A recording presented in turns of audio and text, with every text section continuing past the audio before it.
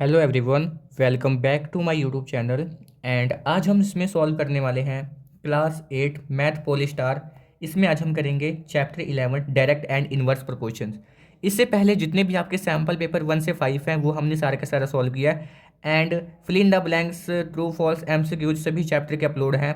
And जो chapter second और जो चैप्टर 8 है उसके 4 मार्क्स के क्वेश्चन अपलोडेड है। आप उसको भी देखिए ताकि ये जो आपके एग्जाम में 4 मार्क्स के क्वेश्चन आने वाला है वो आ जाए और उसमें से बिल्कुल आपके मार्क्स नहीं कटे। मेरा बस उम्मीद यही है कि जो आपके बोर्ड में 80 आउट ऑफ 80 मार्क्स कहीं ना जाए, वो आ जाएंगे। अगर आपने अच्छे से सारा क्वेश्चन को देखा है, वीडियो फॉलो किया है, तो कन्फर्म है आपके आ ही जाएंगे। तो अगर आप मेरे चैनल पे नए हो, चैनल को लाइक सब्सक्राइब एंड अपने फ्रेंड के साथ शेयर कीजिए ताकि उनको भी पता लगे कि भाई कि अगर उनको भी अच्छे मार्क्स चाहिए उनके भी आ सके। तो ये जो चैप्टर है काफ़ी इजी होगा एंड एक बार में समझने वाला चैप्टर है। अगर एक बार में अगर अच्छे से ध्यान से सारे क्वेश्चंस को सॉल्व करोगे तो हो जाएगा। क्वेश्चन इसी के बीच में से आएगा, इससे बाहर क्वेश्चन नहीं आएगा, ये कंफर्म है। ठीक है, तो direct and inverse proportion chapter का नाम है। तो चलिए चैप्टर का मीनिंग समझते हैं। डायरेक्ट का मतलब क्या होता है? अगर कोई एक चीज़ बढ़ रहा है तो दूसरा चीज़ भी क्या होगा? इंक्रीज होगा। दोनों के दोनों चीज़ इंक्रीज होते हैं तो डायरेक्ट बोला जाता है। इनवर्स प्रोपोर्शन यानी कि एक चीज़ बढ़ेगा तो दूसरा चीज़ घटेगा। इसमें आपको बस दो फॉर्मूले लर्न रखने हैं। अगर मान लो कोई डायरेक्ट वाला क्वेश्चन आ रहा है तो सिंपली आपने x1 और y1 equal to x2 upon में y2, वो जो आप कॉलम बनाओगे, एक को लिखोगे x1 और दूसरे को लिखोगे x2, और जो डिनोमिनेटर में होता है उसको लिखोगे y1 और सेकंड को लिखोगे y2। बस आपने उसमें डायरेक्ट के जो क्वेश्चन होगा उसमें x1 y1 x2 y2 वाला कॉन्सेप्ट का यूज करोगे। एंड इनवर्स के केस में आप x1 y1 equal to x2 y2 वाला कॉन्सेप्ट को यूज करोगे। इससे क्या होगा? आपके सारे क्वेश्चन सॉल्व हो जाएंगे। तो इसी के साथ फर्स्ट क्वेश्चन क्या है उसको देखते हैं। A machine in a fill a machine in a factory fill 680 bottles, यानी कि एक मशीन है, ठीक है, कंपनी में, जो 680 बोतल्स 5 घंटे में फिल कर रहा है। How many bottles will it fill in 3 hours? वो 3 घंटों में कितना बोतल फिल करेगा? यानी कि ये कौन सा रिलेशन है, डायरेक्ट का है कि इनवर्स का, ये समझते हैं। देखो, अगर हम टाइम को घटा रहे हैं तो बोतल्स की जो फिलिंग क्वांटिटी है वो भी क्या होगी? डिक्रीज होगा। ये तो नहीं है अगर हम टाइम को घटा रहे हैं तो बोतल ज़्यादा फिल हो रहे हैं। अगर एक चीज़ को घटा रहे हैं दूसरा चीज़ भी क्या हो रहा है? घटेगा, ये कंफर्म है। अगर एक चीज़ घट रहा है दूसरा चीज़ भी घट रहा है तो ये कौन सा कॉन्सेप्ट होगा? ये डायरेक्ट का होगा। अगर एक चीज़ को घटाते दूसरा चीज़ बढ़ता तो हम बोलते हैं इसको इनवर्स का। पर इसमें अगर टाइम को घटाएंगे तो जो बोतल्स फिल हुआ वो भी घटेगा। पहले 680 बोतल्स फिल हो रहा था, अब 680 से यानी कि 680 से कम बोतल फिल होगा। यही समझना है। सॉल्व भी किया इसने। Let number of bottles fills by machine 3 hours. हम लेट कर लेते हैं, 3 आवर्स में जो बोतल्स फिल होगा वो एक्स होगा। तो number of bottles time in hour, ठीक है। तो 680 नंबर ऑफ बोतल्स, यानी कि 5 आवर्स में 680 बोतल फिल हो रहे हैं तो 3 आवर्स में कितना बोतल फिल होगा? यहाँ पे मैंने लिख लिया एक्स। मैंने बोला था इसमें क्या लगाओगे फॉर्मूला? एक्स वन अपॉन में y1 इक्वल x2 अपॉन में y2। आप इसको x1 मानिए एंड इसको मानिए x2, इसको मानिए y1, इसको मानिए y2। तो x1 अपॉन में y1, x1 अपॉन में y1 equal to x2 upon में y2। ठीक है, x1 की जो वैल्यू गिवन थी 680 अपॉन में 5 इक्वल टू x2 की वैल्यू मुझे फाइंड आउट करनी है अपॉन में 3। आप इसको क्रॉस मल्टीप्लाई कीजिए, 3 को 680 के साथ, 3 को 680 के साथ एंड 5 को x के साथ, यानी कि मैं इसको यहाँ पे करना चाहूँगा 680 मल्टीप्लाई 3, ठीक है, अपॉन में, मुझे तो x की वैल्यू चाहिए थी ना, तो x को यहीं पे रहने दो और ये 5 के आ जाएगा नीचे आ गया, यानी कि वैल्यू क्वेश्चन क्या था आपका? ये है ना क्वेश्चन, x2 अपॉन में 3। मुझे क्रॉस मल्टीप्लाई करना है तो यानी कि क्या आ जाएगा? ये 680 multiply 3 equal to x2 multiply 5, यही आएगा। अब ये जो x2 को वहीं पे रहने दो और 5 को नीचे ले आओ तो ये क्या हो जाएगा? 680 अपॉन में मल्टीप्लाई 3 अपॉन में 5 क्या आ जाएगा? ये मल्टीप्लाई में है, दूसरी साइड जाएगा तो डिवाइड में आ जाएगा। यहाँ पे 3 लगा लीजिएगा, इक्वल टू x2 की वैल्यू आप फाइंड कर सकते हो। 5 के टेबल से कैंसिल करोगे 136 बार पे कैंसिल हो जाएगा एंड 136 को जब 3 से मल्टीप्लाई करोगे तो 408, यानी कि 408 बोतल आपका आ जाएगा। 3 घंटे में 408 बोटल्स विल बी फिल्ड होगा। ठीक है, तो ये था क्वेश्चन। बस आपको जो मैंने अभी दो कॉन्सेप्ट बताया उस पर ध्यान दीजिएगा। और ध्यान दीजिए, बस आपके जो एग्जाम के 10 डेज बचे हैं, जितना आप में पोटेंशियल्स है उसको फुल यूज कीजिए, क्योंकि बस ये आने वाले दिनों में ही डिसाइड होगा जो आपके बोर्ड में कितने मार्क्स आएंगे। जो इन 10 दिनों में अच्छे से मेहनत कर लिया ना भाई, वो आगे निकल जाएगा। अगर जितना भी पीछे होगा वो आगे निकल जाएगा, अगर अच्छे से मेहनत करेगा तो ठीक है। तो मेहनत में कोई भी वो नहीं करना, काम चोरी नहीं करना, ठीक है। सेकंड क्वेश्चन क्या है, there are 200 students in a hostels, एक हॉस्टल में 200 बच्चे हैं। Food provisions for them last for 10 days, यानी कि उनके लिए जो खाना है ना बस लास्ट 10 दिनों का तक ही है, ठीक है। 10 दिनों का खाना बचा है खाली 200 स्टूडेंट्स के लिए, ठीक है। अगर उसमें how how long will this provision last if 50 more students join the hostel, तो खाना कितना दिन तक चलेगा। देखो अगर 50 स्टूडेंट्स को और ऐड कर देंगे, 200 थे तो खाना 10 दिन तक चलेगा। अगर उसमें 50 और ऐड कर दूंगा बच्चे, तो खाना कितने दिन तक चलेगा। हमने खाना कोई मतलब ऐड नहीं किया, हम खाना उतना ही है, जो फूड हमारा फूड मटेरियल उतना ही है, पर हमने बच्चे को ऐड कर दिया। अगर बच्चे को ऐड करेंगे, जो फूड्स का डे पहले 10 दिन तक चलना था, अब उससे क्या होगा, कम होगा। यानी कि एक चीज़ को बढ़ा रहे हो, दूसरा चीज़ क्या हो रहा है, ऑटोमेटिक कम हो रहा है। तो ये रिलेशन कौन सा होगा, ये होगा इनवर्स का। ध्यान से समझिएगा, अभी भी दोबारा समझा रहा हूँ। हम स्टूडेंट्स को ऐड कर रहे हैं, तो जो हमारा खाने का डेज है वो क्या हो रहा है, कम हो रहा है। तो एक चीज़ बढ़ रहा है, दूसरा चीज़ क्या हो रहा है, कम हो रहा है। तो ये मेरा जो रिलेशन होगा ये इनवर्स का होगा। तो इनवर्स का मैंने बताया था x1, ठीक है, x1 y1 equal to x2 y2, बस यही लगाना है। Number of students present in hostel 200, student join the hostel, कितने बच्चे ज्वाइन किए, 50। Now number of students presents in the hostels, यानी कि अब 250 हो गए, 250 हो गया। Let after joining more students the food provision last for x day, यानी कि मुझे अब देखो, अगर 200 बच्चे थे तो खाना 10 दिन तक चलता, अगर 250 हो गए तो खाना कितना दिन तक चलेगा।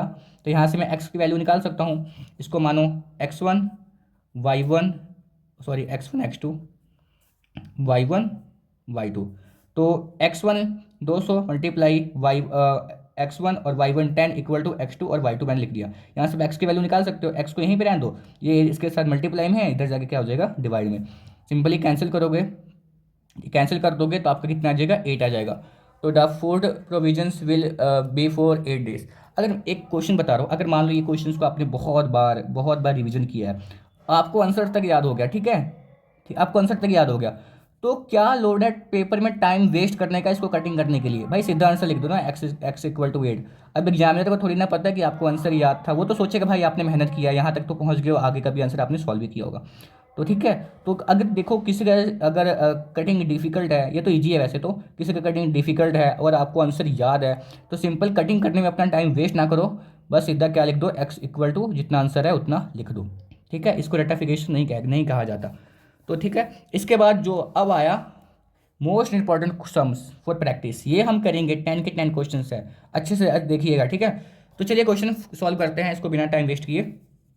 ए बस ट्रेवल्स 40 किलोमीटर्स इन 30 मिनट्स, ठीक है, 40 किलोमीटर 30 यानी कि 40 किलोमीटर्स यानी कि 30 मिनट्स में हो रहा है। If the speeds of the bus remain same, how far it travels in 3 hours. मेरी बात सुनिए, यानी कि 30 मिनट्स में ना वो 40 किलोमीटर चल रहा है, बस ट्रैवल कर रहा है। अगर मैं बस के जो speed if the speeds of the bus remain same, अगर जो मैं बस का जो स्पीड रखूँ वो सेम ही रखूँ, ठीक है, तो how far can it travels in 3 hours, तो वो कितना डिस्टेंस ट्रैवल करेगा 3 घंटे में। यानी कि देखो ये कौन सा कॉन्सेप्ट आ रहा है, इसमें मैंने अगर मैं देखो समझाने की कोशिश कर रहा हूँ, ध्यान समझिएगा, इसमें 3 घंटे में कितना बस ट्रैवल करेगी, तो ये बात है। अगर हम टाइम को बढ़ाएंगे तो ट्रैवलिंग भी तो बढ़ेगा। पहले अगर 30 मिनट्स में 40 किलोमीटर चल रहा था, तो 1 घंटे में कितना चलेगा, यानी कि 80। 2 घंटे में 2 घंटे में कितना चलेगा, आप उसको मल्टीप्लाई कर दोगे, फिर 3 घंटे में कितना चलेगा, यानी कि 1 घंटे में अगर 80 चलेगा तो 2 घंटे में कितना चलेगा, ठीक है। 2 घंटे में 80 160 होता है, फिर 3 घंटे में इसमें 80 और जोड़ दोगे। तो ये हम क्या कर रहे हैं, अगर हम टाइम को बढ़ा रहे हैं तो हमारा डिस्टेंस भी क्या हो रहा है, ऑटोमेटिक्स बढ़ रहा है। ये तो नहीं हो रहा हम टाइम को बढ़ा रहे हैं, हमारा डिस्टेंस तो घट नहीं रहा ना, डिस्टेंस भी तो बढ़ ही रहा है। तो मतलब क्वेश्चन समझने में आपको टाइम नहीं लगेगा अगर आपने एक बार अच्छे से समझ लिया तो देखो इसको सॉल्व करते हैं। ये था क्वेश्चन, अभी ये रहा solution. Distance travel in kilometres यानी कि 40, ठीक है, और 40 अगर देखो 40 किलोमीटर्स यानी कि ट्रैवल कर रहा है कितने घंटे में, 0.5, यानी कि मैं ये पहले मुझे मिनट में दिया था, मैंने इसको ना किस में चेंज किया है, मैंने इसको घंटे में चेंज किया। अगर मिनट को घंटे में चेंज करना होता है आप उसको 60 से क्या कर दोगे, डिवाइड कर दोगे, 0 से 0 कैंसिल हो गया, अगर इन दोनों को डिवाइड करोगे, यानी कि 3 अंदर 6 बाहर, तो 0 लगाना पड़ेगा। 0.065 कितना होता है 30। तो ये मेरा आ गया 0.5 आर हो गया। ये मैंने इसको घंटे में चेंज कर लिया। एंड इसके बाद इसने बोला है 3 घंटे में कितना डिस्टेंस ट्रैवल करेगा। तो भाई ओबियसली बात है, ज़्यादा ही करेगा। ठीक है, तो बस इसको हम डायरेक्ट वाले से सॉल्व करेंगे। x1 y1 equal to x2 y2। x1 की वैल्यू गिवन थी 40, y1 की वैल्यू 0.5, x2 की मुझे फाइंड करनी है, अपॉन में y2 3 है। आप क्रॉस मल्टीप्लाई कीजिए, यानी कि x2 को 0.5 के साथ मल्टीप्लाई कीजिए एंड 40 को 3 के साथ मल्टीप्लाई कीजिए। x2 निकालिए, 0.5 है, इधर मल्टीप्लाई में है, दूसरे साइड जाने के बाद क्या हो जाएगा, ये डिवाइड में हो जाएगा। पॉइंट हटाएंगे, नीचे आएगा 10। ठीक है, देखो ये नीचे डिवाइड में है, जब ये ऊपर जाएगा तो किस में हो जाएगा, मल्टीप्लाई में हो जाएगा। 3 मल्टीप्लाई 40 मल्टीप्लाई 10 अपॉन में 5, 5 के टेबल पे 10 2 टाइम्स पे आता है। जब इसको आप मल्टीप्लाई करोगे तो 240 आ जाएगा। डिस्टेंस ट्रेवल बाय बस इन 3 आवर्स इक्वल टू 240 किलोमीटर, यानी कि 3 घंटे में वो 240 किलोमीटर डिस्टेंस ट्रेवल करेगा। ठीक है, तो इसको हमें इस अकॉर्डिंग सॉल्व करना है। आपको मतलब क्वेश्चन पढ़ के अब मन में आ जाएगा भाई इतना डिस्टेंस तय करेगा, पर आपको सॉल्व करके आपको दिखाना पड़ेगा। ठीक है, तो ये था हमारा क्वेश्चन नंबर जो फर्स्ट था, आप इसको देखिए अच्छे से। एंड सेकंड क्वेश्चन सॉल्व करते हैं। If the weight of 12 sheet, यानी कि if the weight of 12 sheets of A thick paper is 40 grams, यानी कि 12 शीट का जो वेट है 40 ग्राम है। How many sheets of the same paper would weigh two, मतलब वे कितना, 2 1/2, यानी कि 2 सही 1/2 kg। अब मेरी बात सुनिए, इसने बोला है ना 12 शीट्स का जो वेट है ना वो 40 ग्राम है। How many seeds of the same same paper, यानी कितने सीड्स होंगी अगर वेट मैं इतना कर दूं, इतने जो वेट का सीड कितना होगा। ठीक है, ये पूछा है। तो ये तो नहीं हो रहा ना, इसमें भी जो रिलेशंस है वो भी डायरेक्ट का है, क्योंकि इसने क्या बोला है 12 सीड्स का जो वेट है वो 40 है। ठीक है, तो अब इसने मुझे वेट बता दिया, बताओ इसके कितने सीड्स होंगे, यानी कितना सीड्स होगा। यो अगर ये मिक्स फ्रैक्शंस में है, इसको आप पहले इन प्रॉपर में चेंज करोगे, 2 2 4 4 1 5 अपॉन में 2 kg अगर मेरा वेट है तो इसका सीड कितना होगा, ये हमसे इसने पूछा है। तो चलिए इसको भी सॉल्व करते हैं। देखिए नंबर ऑफ सीड, 12 सीड का जो वेट है 0.04, यानी कि पहले इसने 40 ग्राम दिया था। मैं जो ग्राम को मैं किस में चेंज कर लूँगा, केजी में। क्यों केजी में चेंज करूँगा, क्योंकि ये भी केजी में है, इसलिए हमें यूनिट का ध्यान रखना है। तो ये केजी में था, इसलिए मैंने इसको केजी में चेंज किया। कैसे किया, 40 अपॉन में इसको मैं 1000 से क्या कर दिया, डिवाइड कर दिया केजी में चेंज करने के लिए। 0 से 0 कैंसिल, नीचे 2 0 है, ऊपर 2 डिजिट छोड़ के डेसिमल लगा दोगे, यानी कि 1 2 ये यहाँ पे आ जाएगा, ये मेरा किस में चेंज हो जाएगा, केजी में चेंज हो जाएगा। तो 0.04 केजी आ गया। अब इसने बोला है अगर जो ये भी केजी में है 5.2 केजी, मैंने इसको इम्प्रॉपर फ्रैक्शन में चेंज किया, मिक्स फ्रैक्शन को। तो अगर 5.2 केजी मेरा वेट है तो सीड कितना होगा, ये मेरे से पूछा। तो सिंपल इसमें भी डायरेक्ट का रिलेशंस लगाएंगे, x1 अपॉन में y1 equal to x2 upon में y2। x1 12 है, y1 0.04 इक्वल, x2 मुझे फाइंड आउट करना है, y2 की वैल्यू 5 अपॉन में 2। ठीक है, अब देखिए कैसे करेंगे। अब ये 12 का 12 है। ठीक है, अब देखो ये नीचे डिवाइड में है, ऊपर जाने के बाद किसमें हो जाएगा, मल्टीप्लाई में।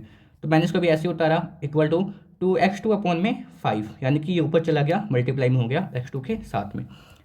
ये दोनों क्या होगा, मल्टीप्लाई होगा। 12 multiply 5 equal to 0.04 multiply 2 multiply x2। यहाँ तक समझ में आया क्या। इसके बाद मुझे x2 की वैल्यू फाइंड करनी है, x2 को यहीं पे रहने दो, ये जो मल्टीप्लाई में है इधर जाके क्या हो जाएंगे सारे के सारे डिवाइड में। 0.04 मल्टीप्लाई 2, 2 के टेबल पे 60 आता है 30 टाइम्स पे। ठीक है, अब x2 की वैल्यू कितनी आ गई, 30 था, 30 0.04 था, 0.04 था, डेसिमल हटाया नीचे आया, यानी कि 100 आ गया, क्योंकि डेसिमल का हटाया 1 आ गया, डेसिमल के बाद 1 2 डिजिट है तो 20 आएगा। ये नीचे डिवाइड में है, ऊपर जाके क्या हो जाएगा, ये मल्टीप्लाई। तो 30 मल्टीप्लाई 100 अपॉन में 4, 4 के टेबल्स पे जो 100 आता है 25 टाइम्स पे आता है। जब 25 3 जा कितना होता है 75, एक जीरो था, ये जीरो यहाँ पे आ गया। रिक्वायर्ड सीट, यानी कि जो वेट हमें गिवन था उसका जो सीट होगा कितना होगा, 750 होगा, यानी कि 750 हमारी सीट की क्वांटिटी होगी। यानी कि हमें सीट बताना था, हाउ मैनी सीट, तो 750 आ गया सीट। तो ये था क्वेश्चन नंबर सेकंड्स। यानी कि कैलकुलेशंस इजी होती है इस क्वेश्चन। ऐसे क्वेश्चन आ जाएंगे ना तो भाई फ्री के मार्क्स हैं, यानी कि मार्क्स कटने नहीं चाहिए ऐसे क्वेश्चन में। तो इसके बाद क्या है, 6 pipes are required to fill 8 tanks in 1 hour 20 minutes। ठीक है, how long will it take if only 5 pipes of the same type are used. यानी कि देखो इसमें क्या बोल रहा है क्वेश्चन में, थोड़ा समझिएगा। यानी कि 6 पाइप्स हैं, 6 पाइप्स रिक्वायर्ड है एक टैंक को फिल करने में। 6 pipes are required to fill 8 tanks 1 hour 20 minutes। 6 pipes है टैंक्स को फिल करने में, जो कि टाइम कितना लग रहा है, 1 घंटा 20 minute. How long will it takes, कितना समय लगेगा अगर 5 पाइप्स को 5 pipes of the same types are use, यानी कि हाउ लॉन्ग हमें टाइम बताना है। ठीक है, पहले तो 1 घंटा 20 मिनट लगेगा जब 6 पाइप था, अब 5 पाइप है तो कितना टाइम लगेगा। और बेसिक बात है, अगर टाइम घटाएंगे, ठीक है, अगर देखो पाइप घटाएंगे तो टाइम हमारा बढ़ेगा। ये बात है ना, एक चीज़ घटा रहे हैं दूसरा चीज़ क्या हो रहा है, बढ़ रहा है। तो ये मेरा कौन सा रिलेशन होगा, इनवर्स का। इसमें 6 पाइप्स को भाई 6 पाइप्स लग रहे हैं, अगर एक टैंक को फिल करते में 1 घंटा 20 मिनट में फिल हो रहा है, अगर मैं पाइप घटा दूँ तो टाइम ओबेस सी बात है बढ़ेगा। ठीक है, अगर मान लो एक पाइप है, वो अगर एक बाल्टी को फिल करने में, 2 पाइप है, एक बाल्टी को फिल करने में 10 मिनट लग रहा है, तो एक पाइप कितना मिनट लगाएगा, यानी कि ओबेस सी बात है, ज़्यादा लगाएगा ना। ठीक है, तो ये मेरा रिलेशन आ रहा है इन्वर्स का आ रहा है, क्योंकि एक चीज़ बढ़ रहा है तो दूसरा चीज़ घट रहा है, क्योंकि इसमें हम पाइप को घटा रहे हैं तो हमारा जो टाइम होगा वो इंक्रीज होगा। समझ में आया होगा आपको, फिर भी एक बार और समझाऊंगा। यानी कि देखो नंबर ऑफ पाइप्स, यानी कि इसने बोला था, अब मैं क्या करूँगा ना, ये 1 hour थे 20 मिनट्स था, ये मैं इन सभी को किसमें चेंज कर लूँगा, घंटे में चेंज कर लूँगा। तो घंटे में कैसे चेंज करेंगे पहले सीखते हैं। यानी कि देखो 1 hour 20 मिनट्स था, तो 1 hour, यानी कि इसको मिनट्स को अगर मुझे आवर्स में चेंज करना होता है, मैं इसको 60 से क्या कर दूंगा, डिवाइड कर दूंगा। तो जब इसको मैं 60 से डिवाइड किया, 20 मुझे 20 की टेबल पर 60 आता है, 3 टाइम्स पे आता है, तो 1 का 1 प्लस 1/3 ये आ गया। एलसीएम लूंगा तो आएगा 3, 3 1 जा 3, 1 1 जा 1, यानी कि 3 + 1 4 अपॉन में कितना आ गया, 3 आ गया। 4/3 क्या हो गया, ये आर आ गया। ये मेरा किस में आ गया, ये मेरा आ गया घंटे में, 4/3 आवर्स आ गया। तो यानी कि 6 पाइप्स टाइम कितना ले रहा है, 4/3 आवर्स। तो 5 पाइप्स का जो आर लगेगा, कितने घंटे लगेंगे फिल सोने में। ठीक है, तो ये मुझे फाइंड करना है, तो मुझे पता है इन्वर्स रिलेशन है, तो सिंपली ये लाइन लिखा हूँ, आप पढ़ सकते हो। Let the time taken to fills the tanks using 5 pipes equal to a hours. तो number of pipes and time taken are inverse proportions, x1 y1 equal to x2 y2। x1 की value यहाँ पे लिखो 6 multiply y1 की value लिखो 4/3 equal to x2 की value कितनी है 5, y2 की वैल्यू a, मुझे a पता करना है। 3 के टेबल पे 6 टू टाइम्स पे आता है, 2 4 जा होता है 8 इक्वल टू 5 ए की वैल्यू निकालनी है, तो 8 में क्या आ गया 5 आर आ गया। ए की वैल्यू कितनी आ गई, अब इसको डिवाइड करोगे ना, जब डिवाइड करोगे तो ये आ गया 1 3/5। डिवाइड करके दिखा दूँ क्या, 8 5 1 होता है 5, यानी कि 3 बचेगा। तो हम ऐसे लगा लेते हैं, जो 1 है इसको हम यहाँ लिखते हैं, जो 3 है इसको ऊपर, और जो 5 है इसको नीचे, यानी कि 5 5 5 3 8 सही हमारा 8/5 आ गया। तो 1 आर यानी कि 3/1 आर, यानी कि 1 आर आ गया, और 3/5 आर हो गया, दोनों को दोनों आर ही में है ना। तो अगर इसको मिनट में चेंज करोगे, है ना, तो सिंपली अब मिनट में चेंज करने के लिए हम 60 से क्या करते हैं, मल्टीप्लाई करते हैं। ठीक है, अगर आर में चेंज करना होता है तो 60 से क्या करते हैं, डिवाइड करते हैं। 3/5 मल्टीप्लाई 60, 5 के टेबल पे जो 60 आता है वो 12 बार में आता है, 12 3 जा 36। ये मेरे किसमें चेंज हो गया, मिनट में। तो 1 घंटा 36 मिनट लगेगा अब उसको फिल करने में। पहले 1 घंटा 20 मिनट लग रहा था, अब 36 मिनट लग रहा है। देखो टाइम बढ़ गया ना, अगर पाइप घटाए तो समझ में आया होगा आपको ये। देखिए इसको अच्छे से, क्वेश्चन भी मैंने नोट किया है।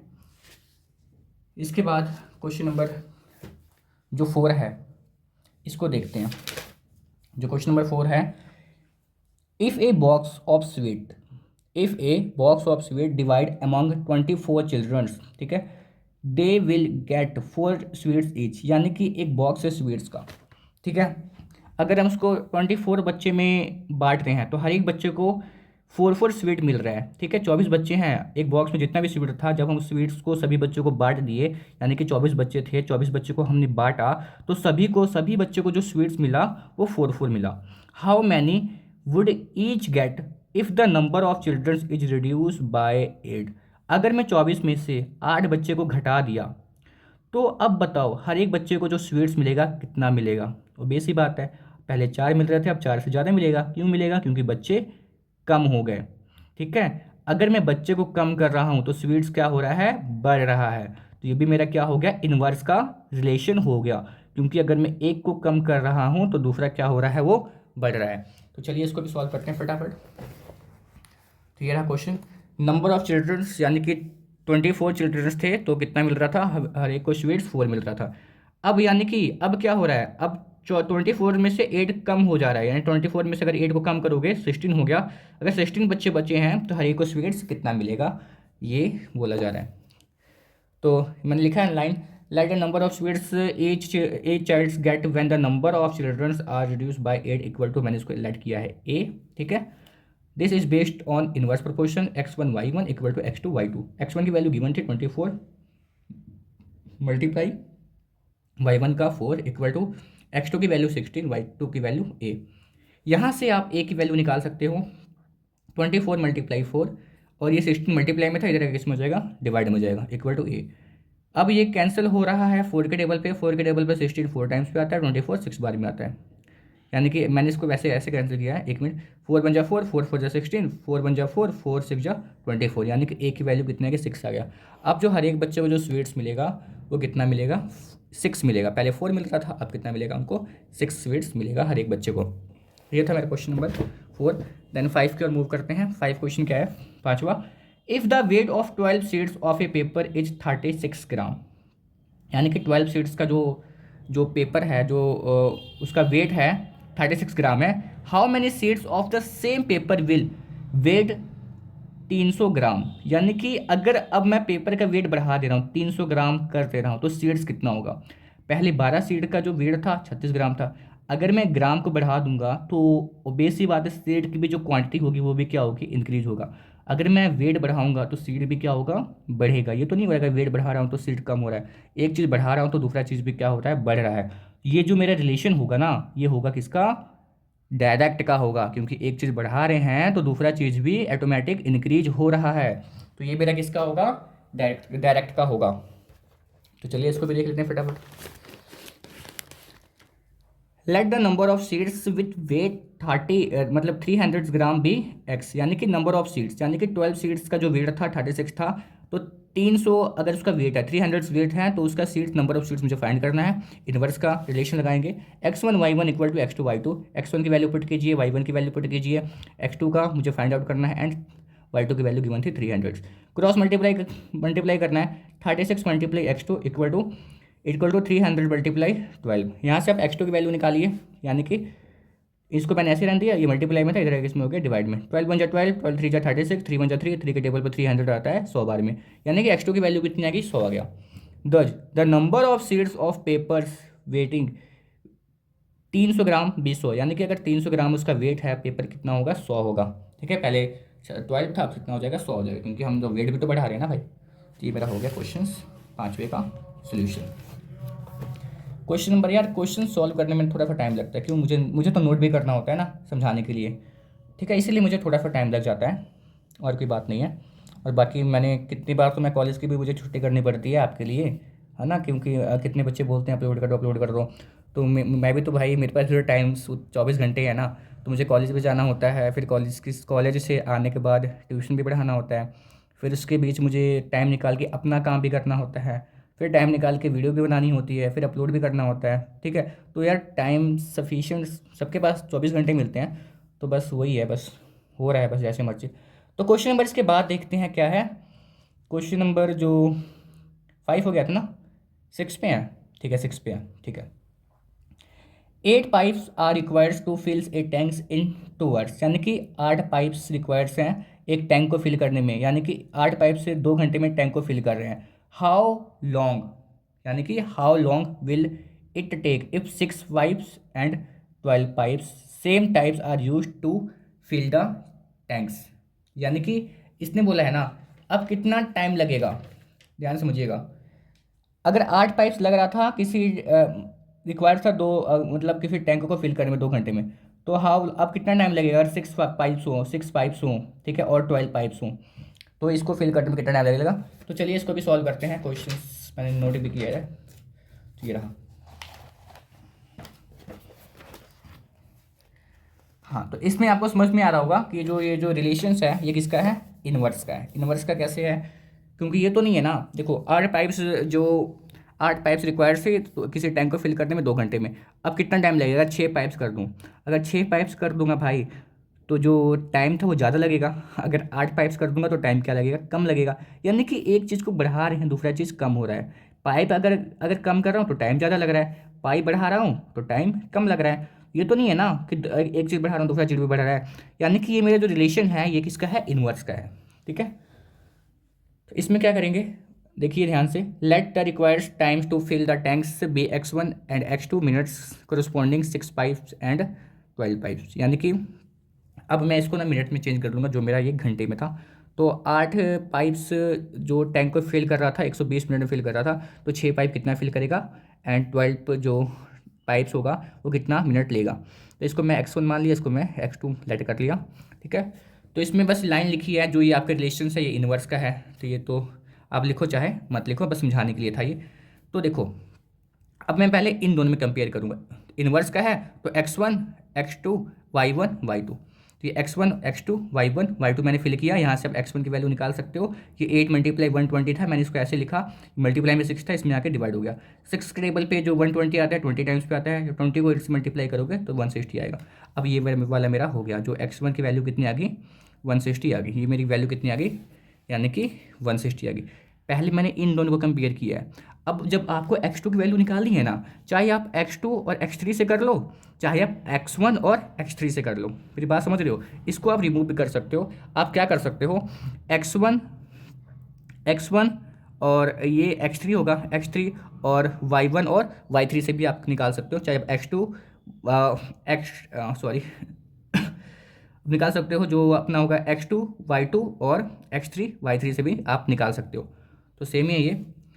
तो इसमें 10 the time taken 6 pipes to fill the time tank will be 160 minutes. 160 minutes का मतलब क्या है कि 2 घंटे, यानी कि 1 घंटे में 60 मिनट्स होता है।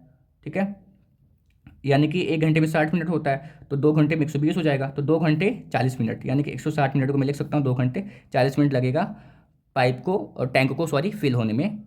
ठीक है, इसके बाद जो सेकंड बोला है, अगर पाइप को इंक्रीज कर दे रहा हूँ तो टाइम कितना लगेगा, ऑब्वियसली बात है टाइम कम लगेगा। तो अब मैं क्या क्या करने वाला हूँ, अब 6 को मैं 120 से मल्टीप्लाई करूँगा, एंड जो 12 को x2 से क्या करूँगा, मल्टीप्लाई करूँगा। मैं इसको और इसको कंपेयर कर रहा हूँ, आप इसको भी करोगे फिर भी आंसर क्या आएगा, सेम ही आएगा। इसमें कोई मैं 8/120 को मल्टीप्लाई करूँगा, क्योंकि x1 y1 करूँगा और x3 y3 करूँगा, तो मैं इसको कंपेयर करूँगा और मैं निकालूंगा टाइम x2 की वैल्यू। सिंपली मैंने 8 को 120 के साथ मल्टीप्लाई किया है, इक्वल टू 12 को मल्टीप्लाई किया है x2 के साथ। x2 की वैल्यू निकालो, x2 को यहीं पे रहने दो, 8 मल्टीप्लाई 120 अपॉन में क्या आ गया, ये 12 मल्टीप्लाई में था, डिवाइड में आ गया। 12 के टेबल पे 120 10 बार में आता है, जब 10 को 8 से करोगे तो 80 टाइम आएगा। 80 मिनट्स का मतलब क्या, 1 आवर और 20 मिनट्स, 1 घंटे में 60 मिनट होता है, 20 मिनट बच जा रहा, तो मैंने इसको 20 मिनट लगा दिया। तो दस time taken 12 pipes to fill the tanks is 80 minutes, यानी कि 1 आवर 20 मिनट्स लगेगा अब टैंक को फिल करने में। तो समझ में आया क्या, यानी कि एक बार और समझा दूँ क्या, यानी कि देखो 8 पाइप था तो टाइम लग रहा था 120 मिनट, तो 6 पाइप अगर होगा तो ऑब्वियस सी बात है टाइम ज़्यादा लगेगा, 12 पाइप्स होगा ऑब्वियस सी बात है टाइम कम लगेगा। हमें लगाना है इनवर्स के रिलेशंस, पहले मैं इन दोनों का कंपेयर करूंगा, x1 y1 x2 y2, इससे मेरी ये वाली वैल्यू x1 की आ जाएगी। अब मैं कंपेयर करूंगा x1 y1 x3 y3, तो मेरी x2 की वैल्यू आ जाएगी। क्वेश्चन ईजी है, ठीक है, आप इन दोनों को भी कंपेयर करके निकाल सकते हो अगर जब मेरी x1 की वैल्यू आ जाएगी तो। ये था क्वेश्चन, बाकी आप एक बार देखिए अच्छे से। ठीक है, अब इसके बाद जब क्वेश्चंस की ओर मूव करते हैं, नेक्स्ट क्वेश्चन क्या है, मैंने क्वेश्चन के साथ साथ लिखा है, वो आप पेज छोड़िए। अब ये वाला क्वेश्चन है, इसमें दिखा देता हूँ, देयर आर वाला। ठीक है, तो देयर आर वाला इसमें भी है, तो चलिए सॉल्व करते हैं। There are 100 students in a hostels, यानी कि 100 बच्चे हॉस्टल्स में हैं। Okay, food provisions for them is for 21 days. ठीक है, यानी कि उनके लिए खाना था 21 डेज का था, आउट ऑफ 100, यानी कि 100 स्टूडेंट्स का जो खाना था 121 डेज के लिए था। 25 students have gone to their home, अगर 25 बच्चे घर चले गए उसमें से फॉर 1 मंथ के लिए, how long will the provisions of foods last for the remaining students. तो अब खाना भाई ओबियसली बात है, पहले 21 दिन चल रहा था, अब भाई 25 बच्चे हॉस्टल से घर चले गए, अब ओबियसली बात है 21 दिन की जगह अब ज़्यादा दिन चलेगा। अगर बच्चे कम हो रहे हैं तो दिन क्या हो रहा है, बढ़ रहा है, तो ये भी मेरा रेशियो क्या होगा, इनवर्स का होगा। ठीक है, तो चलिए देखते हैं। नंबर ऑफ स्टूडेंट्स रिमेन्स, यानी कि अब कितने बच गए बच्चे, 75 बच्चे बच गए ना, क्योंकि 25 तो गाँव मतलब अपने घर चले गए, 75 बच्चे। नंबर ऑफ स्टूडेंट्स यानी कि हंड्रेड्स, नंबर ऑफ डेज यानी कि 21, 100 बच्चे थे तो 21 डेज खाना चल रहा था। अब 75 हो गए तो कितना दिन तक चलेगा। तो x1 y1 equal to x2 y2, यहाँ से x1 y1 की वैल्यू पुट कीजिए, x2 y2 की वैल्यू पुट कीजिए, y की वैल्यू निकालिए, मल्टीप्लाई में था, डिवाइड में सेंड करके भेज के। तो 25 के टेबल पे 75 3 बार पे आता है, 100 4 बार में आता है। और ये जब इसको मैंने कैंसिल किया, ऐसे किया यार, यानी कि मैंने इसको 20, हाँ ठीक है। अब 3 के टेबल पे 21 7 टाइम्स पे आता है, 7 4 जो होता है 28, यानी कि वाई की वैल्यू कितनी आ गई, 78 आ गया। दस the provisions will last for 28 days, अब जो खाना चलेगा 28 दिन तक चलेगा, 21 से बढ़ गया 28 दिन तक चलेगा। ठीक है। इसके बाद क्वेश्चन नंबर 11, यानी मेरे अकॉर्डिंग 11 है और पोलिस्टार के अकॉर्डिंग ये क्वेश्चन नंबर होगा 8, यानी कि अब मैं ये वाला क्वेश्चन कराने वाला हूँ सॉल्व। 3 क्वेश्चन रह गए, टाइम लगेगा यार, है ना, समझने में टाइम तो लगेगा। इसको देखते हैं। A mixture of paint is prepared by mixture 1 part of blue pigments with 5 parts of base, यानी कि पार्ट ऑफ ब्लू पिगमेंट्स लग रहा है 1 एंड इसका बेस लग रहा है 5। In the following table find the parts need to be added, यानी कि अब अगर ब्लू अगर पिगमेंट्स को बढ़ा रहे हैं तो बेस कितना लगेगा। ठीक है, पहले 4 था, अब कितना लगेगा। ठीक है, 9 बढ़ा रहे हैं तो अब बेस कितना लगेगा। अगर 12 कर दे रहे हैं तो बेस कितना लगेगा। यानी कि अब देखो, एक था तो 5 हो गया, अब एक की जगह 4 होगा, और बेस सी बात है, बेस भी बढ़ेगा। 9 हो जाएगा तो बेस और बढ़ेगा। ठीक है, अगर 12 हो जाएगा तो बेस और बढ़ेगा, यानी कि एक चीज़ को बढ़ा रहे हैं, दूसरा चीज़ भी क्या हो रहा है, बढ़ रहा है। तो ये मेरा रिलेशन होगा किसका, डायरेक्ट का होगा। ठीक है, तो इसका भी देखिए कैसे करेंगे। तो let the part of same base that need to be added be y1 y2 y3 and y4 respectively. Okay, मैंने इसको y2 y3 y4 ये मतलब लेट किया, आपके यहाँ पे ब्लैंक्स दिया होगा। This is based on direct proportion, यानी कि अब मुझे मैं पहले इसकी वैल्यू निकाल लूँ y2 की, तो x1 y1 equal to x2 y2 कर लूँगा। x1 की वैल्यू गिवन है, y1 की वैल्यू गिवन है, x2 की वैल्यू गिवन है, y2 की वैल्यू फाइंड करनी है। क्रॉस मल्टीप्लाई मुझे करना आता है, y2 इक्वल टू 5 मल्टीप्लाई 4, यानी कि y2 की वैल्यू कितनी आ गई, 20 आ गई। अब मुझे देखो y3 का निकालना है ना, y3 का निकालना है, तो अब मैं क्या करूँगा, x2 y2 equal to x3 y3। अब यहाँ से x3 की वैल्यू y3 की वैल्यू आ जाएगी। x2 कितना था 4, y2 मैंने फाइंड आउट किया 20 इक्वल टू 9 अपॉन में y3 की वैल्यू मुझे फाइंड आउट करनी है। जब क्रॉस मल्टीप्लाई करेंगे तो देखो y3 multiply 4 equal to 20 multiply 9, y3 को यहीं पे रहने दो, 20 मल्टीप्लाई 9, ये y3 मल्टीप्लाई में था, डिवाइड में आ गया। 4 के टेबल पे 25 टाइम्स पे आता है, 9 5 कितना होता है 45, y3 की वैल्यू कितनी आ गई 45। अब मुझे y4 की वैल्यू फाइंड करनी है। अब मैं इन दोनों को क्या करूँगा, कंपेयर कर दूँगा। तो x3 y3 equal to x4 y4, तो x3 9 y3 45, यानी कि x4 12 y4 की वैल्यू मुझे फाइंड करनी थी। y4 को यहीं पे रहने दो, तो 12 मल्टीप्लाई 45, ये इधर डिवाइड में जाएगा। 9 के टेबल पे 45 5 टाइम्स पे आता है, इन दोनों को मल्टीप्लाई करेंगे तो 60 आएगा। y4 की वैल्यू कितनी आएगी, 60 आ गया। तो मैंने निकाल लिया सभी का, y4 का या क्या। और इसके बाद ये मेरा y3 का, ये मेरा y2 का था, ये मेरा y3 का था। तो मेरा सारा कुछ आ गया, आप यहाँ पे फिल भी कर सकते हो जब सॉल्व करने के बाद। तो इसके बाद क्वेश्चन नंबर 9 है, वो देखते हैं क्या है 9 क्वेश्चन। इसमें दिखाता हूँ आपको पहले, यानी कि the cost of 1 litre milk is 55 rupees, tablet the cost of 2 4 और 10 लीटर मिल्क, यानी कि 1 लीटर मिल्क का जो कॉस्ट था 55 रुपये था, तो 2 लीटर का कितना हो गया भाई, 55 को 2 से मल्टीप्लाई करूँगा, फिर 4 का कितना हो जाएगा, 10 का कितना हो जाएगा। यानी कि अगर मिल्क बढ़ाऊँगा तो पैसा भी बढ़ेगा, ये तो नहीं हो रहा पैसा मिल्क बढ़ा रहा हूँ तो पैसा कम हो रहा है, तो मिल्क बढ़ा रहा हूँ पैसा भी क्या हो रहा है, बढ़ रहा है। तो ये रिलेशन होगा किसका, डायरेक्ट का। ठीक है, तो आपको टेबल के फॉर्म में भी रिप्रेजेंट करना है। 1 लीटर मिल्क का कॉस्ट 55 रुपीज़ था, 2 का कितना हो जाएगा, 4 का कितना हो जाएगा, 4 लीटर मिल्क का कितना हो जाएगा, और 10 लीटर मिल्क का कितना हो जाएगा, ये मुझे कॉस्ट फाइंड आउट करना है।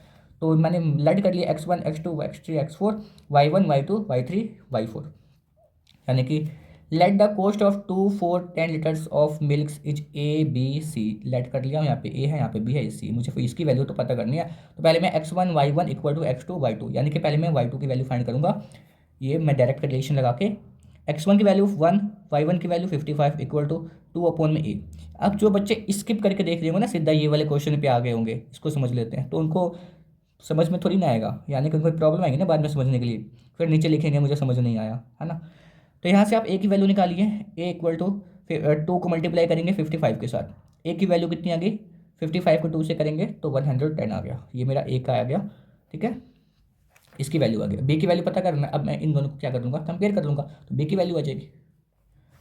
तो यानी कि x2 y2 equal to x3 y3, यानी कि 2/110 इक्वल टू 4 में b। यहाँ से b की वैल्यू निकाल सकते हो क्रॉस मल्टीप्लाई करके। देखो b मल्टीप्लाई 2 करेंगे, अगर 100 मल्टीप्लाई 110 था, मल्टीप्लाई 4 करेंगे, ये मल्टीप्लाई में था, नीचे के डिवाइड हो जाएगा। अब 2 के टेबल पे 155 बार में आता है, इसको मल्टीप्लाई करेंगे तो 220 आ जाएगा, बी की वैल्यू आ गई। अब सी की निकाल लेते हैं, बी का हो गया ना। सी का देखिए x3 y3 equal to x4 y4, यानी कि x3 की वैल्यू 4, y3 की वैल्यू 220 इक्वल टू x4 की जो वैल्यू है 10, और मुझे यहाँ पे y4 की जगह मैंने सी ऐड किया था, तो यहाँ पे सी मैं लिख दूंगा। सी की वैल्यू निकाल लोगे, देन 10 मल्टीप्लाई 220 अपॉन में 4 आ गया, कैंसिल करोगे 55 बार पे जाएगा। ओके, देन कितना आ गया आपका आंसर, यानी कि ये 4 एकम 4, और ये कितने बार पे जाएगा, 55 बार पे जाएगा। हाँ ओके, जब इसको मल्टीप्लाई करोगे तो 550 आएगा। तो निकाल के मैंने पोस्ट सारा का सारा। देखो 2 का 110 प्राइस आएगा, अगर 4 लीटर मिल्क होगा उसका कॉस्ट 220, अगर 10 होगा तो 550 रुपये आएगा। लास्ट क्वेश्चन है, अगर आपने शुरू से लेकर एंड तक देखा है तो मेरे ख्याल से समझ में आ गया होगा कैसे कैसे सॉल्व कर रहे हैं हम सब। देयर आर 12 चॉकलेट्स 180, ठीक है, 12 चॉकलेट का प्राइस दिया है 180। What is the cost of 18 chocolates, how many such chocolates will be there in 330, यानी कि हमें 18 चॉकलेट्स का कॉस्ट बताया है और बोला है कि कितने चॉकलेट होंगे अगर मेरा प्राइस 330 रुपये है, ये पूछा है मेरे से। देखिए क्वेश्चन सॉल्व करते हैं। ये रहा, तो इसको ऐसे करके लाइन लगा लेता हूँ, ठीक है। अगर देखो 12 चॉकलेट का दाम, यानी कि 180 रुपये में ना आपको कितना चॉकलेट मिल रहा है, 12 मिल रहा है, ठीक है। तो अब इसमें बोला है कि 18 चॉकलेट कितने का मिलेगा, एंड 330 चॉकलेट्स, यानी कि अगर 330 रुपये होगा तो कितना चॉकलेट मिलेगा। तो let the cost of 18 chocolate be a, मैंने इसको क्या मान लिया, ए मान लिया। Let the number of chocolates be बाउट, 330 रुपये में आपको बी चॉकलेट मिलेगा। Number of chocolates are in direct proportion का है, 12 अपॉन में 180 इक्वल टू 18 अपॉन में ए। यहाँ से आप ए की वैल्यू फाइंड आउट कर सकते हो। देखो कैसे, क्रॉस मल्टीप्लाई करके 12a इक्वल टू 18 मल्टीप्लाई 180, यहाँ से ए की वैल्यू फाइंड करो, 18 मल्टीप्लाई 180 अपॉन में 12 नीचे आ जाएगा, कैंसिल आउट करोगे तो कितना आएगा, 3 मल्टीप्लाई 90। बता दो क्या, कर लोगे खुद से। देखो इसको मैंने 6 के टेबल से कैंसिल किया, 6 3 जा 18, 6 2 जा 12, 2 के टेबल से 180 को कैंसिल किया 90 बार पे, 93 जा कितना होता है, 270 आता है। यानी कि क्या हो रहा है, इसका जो मेरा दाम आ गया, यानी कि जो कि अगर प्राइस बढ़ाओगे तो चॉकलेट भी तो बढ़ेगा ना भाई, ऑब्वियस सी बात है, तो डायरेक्ट का होगा, अगर प्राइस बढ़ा दिए तो चॉकलेट भी क्या होगा, बढ़ेगा, ठीक है। तो इसलिए डायरेक्ट डायरेक्ट का आ रहा है रिलेशन। तो 270 इसका आ गया। 18 अगर चॉकलेट्स लोगे तो आपको पैसे भी ज़्यादा देने पड़ेंगे, ठीक है। 180 पे 12 चॉकलेट के खिलाफ 18 लोगे तो आपको 270 रुपये देना पड़ेगा। अब इन दोनों को मैं क्या कर लूँगा, कंपेयर कर लूँगा, किसको, इसको और इसको मैं कंपेयर करूँगा, ठीक है। x2 y2 x3 y3, x2 की वैल्यू गिवन थी 18, y2 की वैल्यू फाइंड किया 270, और x3 की वैल्यू b मुझे पता करना है, और y3 की वैल्यू कितनी है, 330 है। यानी कि अब इसको क्रॉस मल्टीप्लाई कर लोगे, 270 को b से करोगे 270 b इक्वल टू, यानी कि 18 मल्टीप्लाई 330 आ गया। अब यहाँ से आप b की वैल्यू निकालो, 18 मल्टीप्लाई 330 अपॉन में 270। देखो जीरो से जीरो कैंसिल, 9 2 जा 18, 9 3 जा 27, 3 के टेबल पे 33 11 टाइम्स पे आता है, 11 2 जा कितना होता है, 22 होता है। यानी कि अब क्या होगा, अगर पैसे बढ़ाओगे तो चॉकलेट भी ज़्यादा मिलेगा, एक चीज़ बढ़ाओगे दूसरा चीज़ भी क्या हो रहा है, बढ़ रहा है, तो ये भी मेरे डायरेक्ट का ही था ना भाई। तो इसका जो बी का प्राइस आ गया, जो बी का चॉकलेट आ गया 330 रुपये में, जो आपको चॉकलेट मिलेगा वो 22 चॉकलेट आपको मिलेगा। तो ये हो गया, जितने क्वेश्चन थे सारे के सारे सॉल्व, ठीक है। तो इसी के साथ जो आपका ये जो चैप्टर नंबर जो था कौन सा 12, ये कंप्लीट हो गया, तो इसमें कोई डाउट नहीं होगा। तो मिलते हैं इसके नेक्स्ट वीडियो में। So thank you for watching my video, thank you बच्चों, थैंक यू।